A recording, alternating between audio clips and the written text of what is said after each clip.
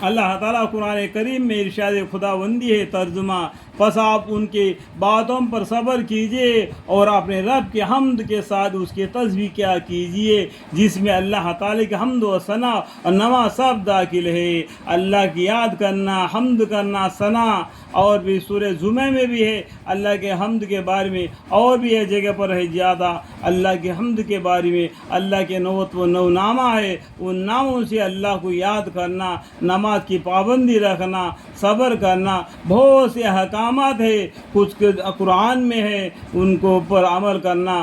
صرف فرائض اسلام کے 5 ہے، اور بھی بہت سی باتیں ہیں۔ آپ قرآن کی معنی پڑھو گے تو آپ کو معلوم پڑ جائے گا کہ کیا کیا اور بھی ہم پر حق ہے، کیا حلال ہے، کیا حرام ہے، کس سے نکاح کرنا ہے، کس سے نکاح نہیں کرنا ہے، کس کا کیا ہے، کیا حرام، سب کچھ اللہ تعالیٰ نے بالکل مندرج منضبط کر کے قرآن کے ذریعے ہمیں بتلا دیا ہے۔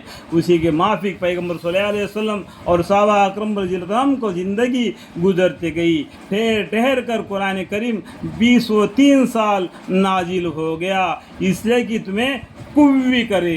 جس طریقے سے آیتیں آتی ہے اس طریقے سے ان کا زندگی موڑ جاتا ہے۔ ہمارے پیغمبر صلی اللہ علیہ وسلم کو زندگی کا اور قرآن کریم کا ایک جیسا ہے۔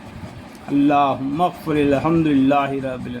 آفتاب نکلنے سے پہلے جس میں صبح کی نماز بھی ہے آ گئی، یعنی صبح کی نماز پڑھنا، اور آفتاب غروب ہونے سے پہلے جس میں ظہر اور عصر اور مغرب کی نماز آ گئی، جس میں ظہر عصر بھی آ گئی، اور رات کے حصے میں بھی تسبیح کیا کیجئے جس میں مغرب اور عشاء کی نماز آ گئی، اور دن کے اول حصے میں اور آخری حصے میں، یعنی دن کے اول حصے میں کا مطلب کیا ہے؟ فجر کی نماز سے پہلے جو تہجد کی نماز ہوتا ہے وہ تہجد کی نماز پڑھنا، قرآن کریم کو پڑھنا، اللہ کو یاد کرنا، ہمیشہ چلتے پھرتے اٹھتے بیٹھتے ہمیشہ اللہ کی یاد میں مشغول رہے گا، اللہ تعالیٰ اسے بن باغ کے پھل کھلائیں گے، بن باغ کے پھل کھلائیں گے الحمدللہ۔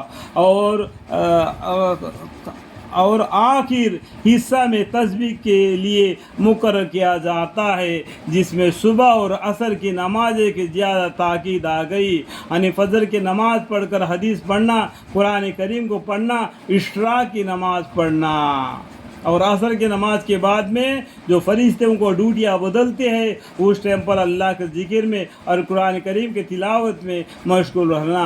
چنانچہ بہت سی حدیث میں ان کے خاص تاکید آئی ہے، جو باتیں میں نے بتا رہا ہوں اس میں سے ہٹ کر جو اور بھی حدیثوں کی باتیں ہیں، ٹھیک ہے۔ اور صبح شام کی تسبیح میں بھی آ گئی، صبح شام علی الدام اللہ کی تسبیح میں لگے رہے، تاکہ آپ کو ان سب چیزوں پر ہر آخرت کا بہت زیادہ ثواب ملے۔